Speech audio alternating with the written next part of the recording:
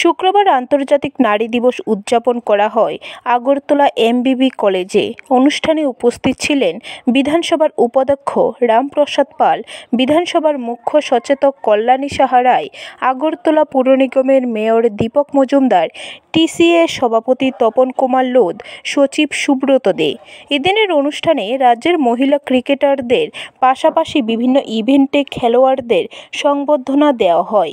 অনুষ্ঠান শেষে মহিলা ক্রিকেটারদের দুটি দল টিসিএ গ্রিন ও টিসিএ ব্লু দলের মধ্যে প্রীতি ক্রিকেট ম্যাচ অনুষ্ঠিত হয়। বছরের থিম হলো ইনভেস্ট ইন ওমেন এসিলারেট প্রোগ্রেস, অর্থাৎ মহিলাদের মধ্যে বিনিয়োগ করা এবং এই দেশের অগ্রগতিকে উৎসাহিত করা।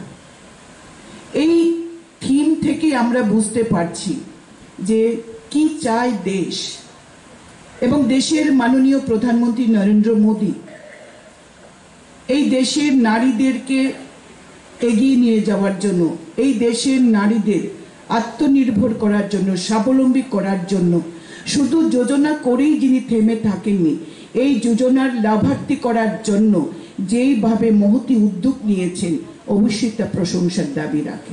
ব্যুরো রিপোর্ট, খবর ত্রিপুরা।